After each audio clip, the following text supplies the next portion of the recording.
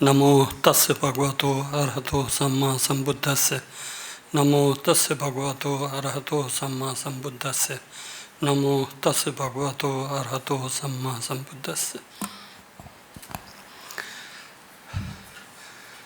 सर्वप्रथम मैं परम पावन दलाई लामा जी को शत शत नमन करते हुए तथागत बुद्ध तथा सभी बोधिसत्वों से यही प्रार्थना करता हूँ कि वो स्वस्थ चिरंजीव हो करके उनके मन में प्राणी मात्र के लिए जो भी कामना हो वो सफल हों, इसकी मैं पूरा संस्थान परिवार की ओर से मैं प्रार्थना करता हूँ। उसके उपरांत भिक्षु महासंघ आज के कार्यक्रम के मुख्य अतिथि काशी हिंदू विश्वविद्यालय के कुलपति प्रोफेसर संजय कुमार जी, विशिष्ट अतिथि कुलपति महात्मा गांधी काशी विद्यापीठ प्रोफेसर A.K. त्यागी जी, और आज के विषय प्रस्थापक प्रोफेसर अविनाश चंद्र पांडे जी, तथा हमारे बीच से एस राजलिंगम जी थे, वो कार्यवश चले गए, उनको भी मैं संबोधन करता हूँ। और फिर हमारे संस्थान के कुल सचिव डॉक्टर सुनीता चंद्रा जी, आदरणीय प्रोफेसर हरिकेश सिंह जी, भूतपूर्व कुलपति जयप्रकाश नारायण विश्वविद्यालय छपरा, आदरणीय श्रीमती गगन गिल जी जो साहित्य अकादमी पुरस्कृत वरिष्ठ साहित्यकार हैं, और काशी हिंदू विश्वविद्यालय, संस्कृत विश्वविद्यालय, कृष्णमूर्ति फाउंडेशन, जीवन ज्योति संस्थान एवं सारनाथ के विभिन्न बिहारों से पधारे पूज्य भिक्षुगण और हमारे संस्थान परिवार के सभी वरिष्ठ एवं कनिष्ठ आचार्यगण, अधिकारीगण, कर्मचारीगण तथा मेरे प्रिय छात्र एवं छात्राओं,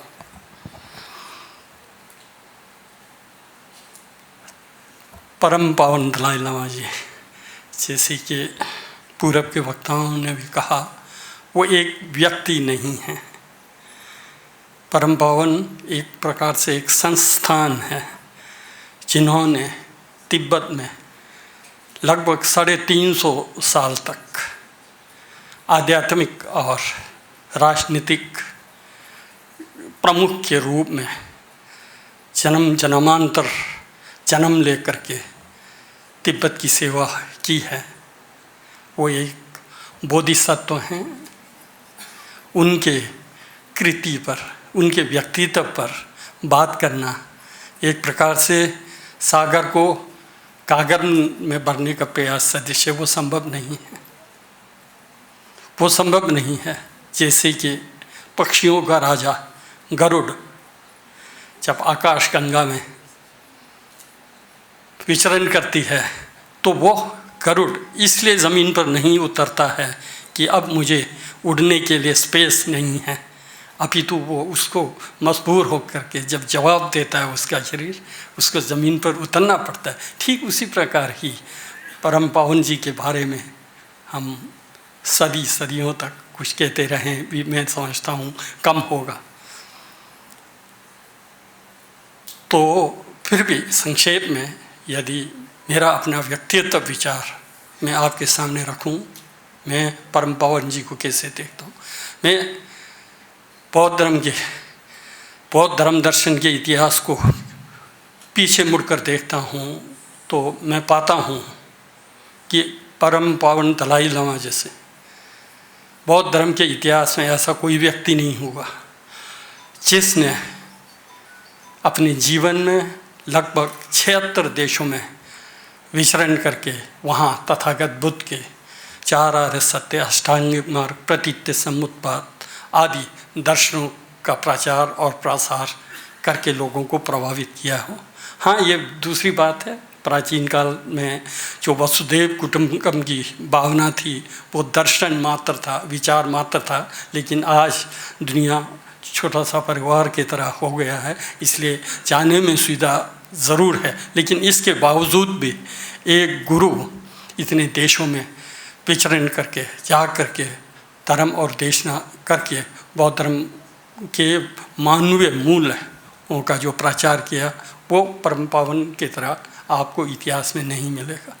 वहीं दूसरी ओर मैं देखता हूँ कि सभी संप्रदायों ने, ऐसा भी इतिहास में नहीं आपको मिलेगा किसी एक व्यक्ति को, थेरवाद हो, महायान हो, वज्रयान हो तथा अनेक शाखा उपशाखा हों, सभी के द्वारा सार्वभौमिक रूप से एक स्वर से स्वीकारा हो परम पावन के अतिरिक्त आपको इतिहास में देखने को नहीं मिलेगा। वहीं अन्य धर्म धार्मिक आचार्यों के साथ भी, जैसे कि आपने कहा प्रोफेसर त्यागी जी ने, आपने रोम में देखा, मैक्सिको में देखा, फादर भी वहाँ के, है ना, कितने उनको सम्मान देते हैं। ऐसा सभी धर्म के लोग एक स्वर में किसी एक व्यक्ति को अगर मान्यता देते हैं तो वो परम पावन दलाई लामा जी हैं, ऐसा मुझे लगता है। वहीं आपने अविनाश जी ने पूर्ण रूप से जो science, mind and life science के बारे में जो 1980 में प्रारंभ करके आज लगभग 30-35 साल होने जा रहा है, जितना पाश्चात्य साइंटिस्ट लोगों को, न्यूरोलॉजिस्ट हों या वो साइकोलॉजिस्ट हों या कॉग्निटिव साइंस के फील्ड के लोगों हों, उनको जितना परम पावन दलाई लामा जी ने प्रभावित किया, ऐसा भी किसी आध्यात्मिक गुरु ने दिया हो शायद इतिहास में आपको नहीं मिलेगा। आज वेस्ट में उसके प्रति अब झुकाव बहुत बड़ा है। आगे जा कर के मैं, यदि साइंस और आध्यात्म एक हो जाएगी तो मैं समझता हूँ इस दुनिया से जो समस्याएं आपने गिनी, करुणा के अभाव में जो नुकसान हम यूक्रेन में, गाजा पट्टी में या अफ़गानिस्तान आदि देशों में हमने जो देखा, यदि साइंस और अध्यात्म एक जो हो जाएगा, जब वैज्ञानिक लोग विध्वंसकारी अस्त्र शस्त्र की जगह पर मानवीय मूल्यों को जो है विशेषता देने और उस पर जोर लगाने का अगर प्रयास करेंगे तो मैं समझता हूँ ये दुनिया बहुत ही सुखमय और शांतमय हो सकता है। अब यहाँ पर मैं एक दर्शन का छात्र होने के नाते हम करुणा की बात करते हैं, तो करुणा का विकास कैसे होगा, करुणा क्या है, इस पर मैं 2 मिनट में अपना विचार रखने चाहूँगा। जब हम बौद्ध दर्शन का अध्ययन करते हैं उसमें हम पाते हैं थेरवाद परंपरा के अनुसार दर्शन का केंद्र बिंदु दुख होता है। दुख को केंद्र में रखकर दुख का कारण क्या है, दुख का प्रतिपक्ष एंटीडोट क्या है, एंटीडोट के सेवन से किस प्रकार हम दुख से मुक्त हो सकते हैं, अर्थात 4 आर्य सत्य की बात करते हैं, उसका केंद्र बिंदु जो है दुख रहता है। लेकिन जब हम महायान में प्रवेश करते हैं तो चिंतन का केंद्र बिंदु दुख नहीं होता है। महायान के अनुसार ये संसार दुख है ऐसा नहीं मानते हैं। संसार में दुख है तो उनके लिए है जो संसार में कर्म और क्लेशवश उत्पन्न होते हैं। राग द्वेष मोह से प्रेरित होकर के जो व्यक्ति संसार में जन्म लेगा उसका परिणाम दुख ही होगा, इसमें दो राय नहीं है। लेकिन जिस प्रकार हम तृष्णा के बलबूत पर जन्म लेते हैं, क्या उसी प्रकार हम करुणा से, दया से, परोपकार की भावना से हम जन्म नहीं ले सकते हैं? महायान का ये मानना है कि हमारा जन्म करुणा से प्रेरित होकर के जन्म लिया जा सकता है। जो व्यक्ति करुणा से प्रेरित होकर के इस संसार में जन्म लेगा उसके लिए दुख नहीं, उसके लिए दुख नहीं होगा। तो यह नागार्जुन जी अपने रत्नावली में कहते हैं कि बोधिसत्व लोग पुण्य का संचय करते हैं, इसलिए उनको किसी भी प्रकार की शारीरिक अभाव या शारीरिक कठिनाइयाँ नहीं रहती है, क्योंकि वो पुण्यवान होते हैं। और वहीं उनके मन मस्तिष्क या उनकी चेतना में उनको किसी प्रकार का परेशानी नहीं होती, क्योंकि वो तत्व को जानते हैं, संसार के वास्तविक स्वरूप को जानते हैं। संसार क्या है? क्षणभंगुर है, क्षणिक है। ये तो हम लोग क्षणिकता को न समझने के कारण वस्तु को जो है नित्य रूप में देखते हैं। जो आसार है, जो अनित्य है, उसको नित्य के रूप में, आसार है उसको हम सार के रूप में देखते हैं। इसलिए जो है हम दुख को झेलते हैं।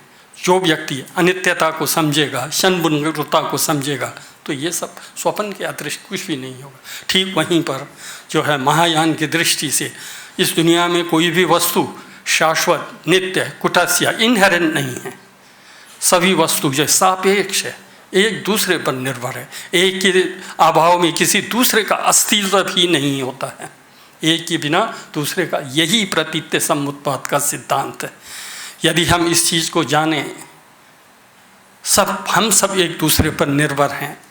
जैसे हम हैं वैसे दूसरे हैं, जैसे दूसरे हैं वैसे हम। इस चीज़ को हम जानेंगे तो किसी भी प्रकार का समझ। इसलिए महायान की दृष्टि के अनुसार ये है कि व्यक्ति जो है करुणा के बलबूते पर भी जन्म लेता है। यही कारण है दलाई लामा जी ने मैं कल यही उन्होंने प्रॉमिस करा था कि मैं 14वां क्या 15वां 16वां भी जन्म लूँगा। और उन्होंने ये भी कहा था जब तक आकाश रहेगी, प्राणी रहेंगे, दुख रहेगा, तब तक मैं उन दुखियारों को दुख से मुक्त करने के लिए मैं जन्म लेते रहूँगा करके वो उनका प्रतिज्ञा थी। ये महायान कॉन्सेप्ट है। महायान के अनुसार जो है क्या है, संसार दुख नहीं, इस चीज़ को भी समझना। अन्यथा कभी कभी जो है चिंतक कभी कभी बौद्धों को जो है दुख है करके एक प्रकार से उपेक्षा भाव से देखते हैं। ऐसा नहीं है। निश्चित रूप से प्रारंभिक अवस्था जो कर्म और क्लेश से होगा उसके लिए दुख ज़रूर है। इस चीज़ को हमको समझना होगा। अब मैं आगे करुणा है हम कैसे उत्पन्न करें, करुणा शब्द को हमको समझना होगा। कम सुखम ऋणापि इति करुणा करके है। करुणा का अर्थ क्या है? करुणा जो है वो है जो व्यक्तिगत दुख को, व्यक्तिगत सुख को रोकती है। करुणा क्या है? व्यक्तिगत सुख को रोकती है, क्योंकि करुणा का आलंबन दुख होता है। करुणा का आलंबन दुख होता है। जब हम किसी दूसरे दुखियारों को देखते हैं तो हमको दुख की अनुभूति होती है, और उस अनुभूति के चलते मैं उस व्यक्ति को कैसे दुख से निवृत्त करूं, कैसे दुख से मुक्त करूं, वो छटपटाहट जो व्यक्ति के अंदर रहती है उसको हम कहते हैं करुणा। उसको हम कहते हैं करुणा। अब उस करुणा को हम कैसे पैदा कर सकते हैं? करुणा को पैदा करने का 3 कारण हैं। चंद्रकीर्ति ने माध्यमिक अवतार में जो है करुणा का आलंबन, पहला आलंबन दुख होता है। दुखियारे को देख करके दुख से हम कैसे मुक्त करें, ये सोच रहनी चाहिए। उसमें भी वहाँ पर उदाहरण दे करके ये कहा, यदि एक बच्चा पानी में बह रहा हो तो वहाँ पर अगल बगल में कोई हों, लोग हों, तो वो चिल्लाएंगे ज़रूर कि ये बच्चा कष्ट में है, दुख में है, बहा जा रहा है, उसको कैसे मुक्त रहे। लेकिन किसी के अंदर ये साहस नहीं होगा कि वो जंप मार करके उसको ले। लेकिन वहीं किनारे पर अपना पिता हो तो वो बिना सोचे पानी में छलांग मार करके उस बच्चे को जो है मुक्त करने का प्रयास। ठीक उसी प्रकार करुणा का अर्थ जो है दुखियारे को देख करके सिर्फ दुख मात्र सोचना नहीं, अपितु उसको हम दुख से कैसे मुक्त करें, ये भाव होने चाहिए। उसको हम जो है सत्व आलम्बन करुणा की बात करते हैं। वो सामान्य जो है सभी धर्म दर्शनों में उपलब्ध होती है, ऐसा मेरा मान। दूसरा जो है धर्म आलंबन जो है करुणा है। धर्म आलंबन करुणा क्या है? हमारी समस्याएं 2 प्रकार के, शारीरिक और मानसिक समस्या है। शारीरिक समस्या तो ठीक है, ये मानसिक समस्या को हमको समझना चाहिए, मानसिक दुख को समझना चाहिए। मानसिक दुख क्यों होती है? मानसिक दुख का कारण अनित्य को हम नित्य समझ करके बैठते हैं, आसार को हम सार समझ के बैठते हैं, जो अपना नहीं है उसको हम अपना समझ कर बैठते हैं। इसलिए जो है हमको दुख होती है। उस दुख को रियलाइज करने के लिए हमको जो है अनित्यता का साक्षात्कार करना पड़ता है। सभी संसार क्या है, क्षण बंकुर है, अनित्य है। यहाँ पर कोई भी स्थायी नहीं है, कोई भी अपना नहीं हो सकता है, कोई भी स्थायी नहीं है। सुख भी है तो स्थायी नहीं, दुख भी है तो स्थायी, कुछ भी स्थायी नहीं है। अब हम उसको जो है शाश्वत मान कर पकड़े बैठेंगे तो वो दुख का कारण बनेगा ही बनेगा। इसलिए धर्म आलंबन का अभिप्राय यही है कि क्षण बंकुरता को समझते हुए जो व्यक्ति उससे अनभिज्ञ है उसको जो है मार्गदर्शन करते हुए जो है उससे ऊपर उठाना जो है धर्म आलंबन रूपी करुणा के रूप में जाना जाता है। फिर तीसरा जो है निरालंबन करुणा की बात आती है। निरालंबन क्या है, लगता है कि कॉन्ट्रडिक्शन है, जैसा विरोधाभास जैसा लगता है। निरालंबन भी है तो करुणा भी है। वास्तविक करुणा जो है निरालंबन करुणा है। निरालंबन क्या है, जैसे मैंने पहले पूर्व में कहा था, बौद्धों की दृष्टि से कोई भी वस्तु जो है स्वतंत्र इनहेरेंट होता ही नहीं है, सब सापेक्ष है। बिल्डिंग को लें, हम समझते हैं कि बिल्डिंग एक है, वास्तव में यहाँ पर जो है पत्थर है, ईंट है, गारा है, बहुत सारी चीज़ें एकत्रित होकर के ये बिल्डिंग हुआ है, अन्यथा इस बिल्डिंग का अस्तित्व नहीं होता है। ठीक उसी प्रकार कोई भी वस्तु अपने में इनहेरेंट नहीं है, अनेक हेतु प्रत्ययों के चलते जो है वस्तु जो अस्तित्व में आता है। हम लोग ये नहीं समझते हैं, हम लोग समझते हैं कि हम इनहेरेंट हैं, मैं हूँ जैसा। मैं की खोज कीजिए आप, मैं कहाँ है, मैं की आप खोज करेंगे तो यहाँ एक क्षण के लिए वायु नहीं हो तो मैं कहाँ, आपका अस्तित्व कहाँ रहा। यहाँ पृथ्वी नहीं है तो आपका अस्तित्व कहाँ, यहाँ जल नहीं तो आपका अस्तित्व कहाँ, यहाँ स्पेस नहीं तो आपका अस्तित्व, पांच तत्व के अभाव में आपका अस्तित्व ही कहाँ है। इन सब के योग से तो आप बने हैं। और फिर जीवन में उतर करके आप देखिए तो हर चीज़ दूसरों के द्वारा, दूसरों के किए का हम लोग उपभोग कर रहे हैं। इस चीज़ को समझना कोई समझता नहीं है, कोई जानता नहीं। मैं यहाँ पर प्रोफेसर हूँ तो छात्र के चलते हूँ, यहाँ ये आभास ही नहीं होता है। छात्र के चलते मैं प्रोफेसर हूँ, छात्र के चलते ये प्रशासन है, छात्र के चलते ये अधिकारी हैं, ये नहीं। जब ये भाव आएगा, छात्र हैं तो मेरा अस्तित्व है, छात्र है तो अधिकारी का अस्तित्व है, कर्मचारी है तो अधिकारी है, अधिकारी है तो कर्मचारी है, ये भाव अगर हमारे अंदर आएगा तो हम सबको अपने सदृश बर्ताव करेंगे, अपना समझेंगे, अपना अंग समझेंगे। ये हमारे अंदर नहीं है। ये दुनिया में जितने भी समस्या हैं यही सब ना अहंकार के चलते, मेरे चलते, मैं के चलते। जबकि मैं क्या, 70 साल के बाद कोई नहीं, जन्म के पूर्व न मैं था, मृत्यु के बाद न मैं हूँगा। आप रट्टा मारती रहिए 70-80 साल के मैं करके, मेरा घर करके, न उससे पहले वो आपका घर था, न उसके बाद वो आपका घर होगा, न वो उसके बाद आपका परिवार होगा, न उससे पहले आपका परिवार था। है तो सिंपल है बहुत, लेकिन इस चीज़ को हम नहीं समझते हैं। तो मैं के चलते समस्याएं हैं। तो बौद्धों की दृष्टि में निरालंबन, शून्यता को समझिए। निस्वभाव तो शायद समय ज़्यादा हो रहा होगा, निस्वभावता को समझिए। मैं समझता हूँ परम पावन जी के अंदर जो ऊर्जा है, क्योंकि क्षण भंगुर है, यानी कि वो जान रहे हैं, इसलिए उनके अंदर ऊर्जा है। हर क्षण हर पल ऊर्जा, किसी प्रकार का समस्या मेरा क्या उनका नहीं तो। लेकिन हमारी सब समस्या जो ना मेरे को लेकर के है, इसलिए हमको जो है मैं से थोड़ा ऊपर उठकर मैं अकेला हूँ पर अनंत हैं, इस भाव को पैदा करना चाहिए। जितना हम पर की सेवा करेंगे उतना आपका हित होते रहेगा। परम पावन यही कहते रहते हैं। परम पावन प्राय जब हम लोगों को तिब्बती भाषा में लेक्चर देते हैं तो वो कहते हैं कि आप व्यक्तिगत रूप से अपना काम सिद्ध करना भी हो तो दूसरे का कल्याण कीजिए, दूसरों को मित्र बनाइए। एक मित्र बनाते हैं वो आपका सहयोग करेगा, 2 से मित्रता बनी रहे 2 आपका सहयोग करेगा। 10 लोगों का अगर आप सोचते हैं तो 10 लोग आपके मित्र हो जाएंगे, आपका काम तो अपने से संपन्न होते जाएगा। ये उनका कहना है, यही बोधिसत्वों की चर्या है। तो इसलिए हम लोगों को अगर दलाई लामा जी का अनुकरण करना है तो ये करना है। मैं यही कहूँगा, कल भी कह रहे थे, कल की परसों एक बार मैंने सुना था उनका उन्होंने ये कहा था कि जब मैं चीन में जा कर के वो माओ सेतुंग से भेंट हुआ था तो उन्होंने धर्म को अफीम कहा था, तो अफीम कहने पर मुझे गुस्सा नहीं आया। वो ये बता रहे थे मेरे को, उन पर गुस्सा क्रोध नहीं आया, लेकिन दुख हुआ, उन पर दया आया, उन पर दया आया। बेचारा ये करुणा का महत्व क्या जानेगा, प्रति समुत्पाद को क्या समझेगा, इसके चलते वो जो है धर्म को अफीम, उस पर दया आया, ना कि मुझे क्रोध आया।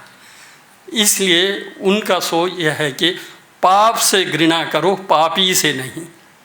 घृणा करना है तो पाप, राग द्वेष मोह से घृणा करना है, व्यक्ति से नहीं। व्यक्ति तो निर्मल है, कारणवश क्रोध में आया है, कारणवश ईर्ष्या में आकर के बात कर रहा है, वो तो क्षणिक है। इसी प्रकार माओ सेतुंग का अपना व्यक्तिगत स्वार्थ होगा, इसलिए उसने उससे प्रेरित होकर के वो कहा, उस पर दया। इसलिए हम लोगों को भी कोई क्रोध में आकर के, कोई ईर्ष्या में आकर के परेशान करने का प्रयास करेगा तो उस समय हमको सोचना, दया, उस पर दया करना, क्योंकि वो जो है अपने में असंतुलित हो चुका है, अपने में वो पीड़ित हो चुका है, उस पर दया करना है, ना कि क्रोध करना है। अगर इस फार्मूला को हम लेकर के चलेंगे तो समस्या तो सबका समाधान हो जाएगा। ऐसा जैसा लगता है इन्हीं शब्दों के साथ वास्तव में मनुष्य का जीवन छोटा है और फिर करने की क्षमता तो और भी कम रहता है और पावर तो और भी कम समय के लिए रहता है। जब तक के लिए है तब तक हम ईमानदारी से अच्छे से अगर हम काम करते हैं तो मैं समझता हूँ हमारा जीवन जो है मीनिंगफुल होगा। इन्हीं शब्दों के साथ पुनः परम पावन जी के दीर्घ आयु के लिए मैं प्रार्थना करते हुए अपने विचार को यहीं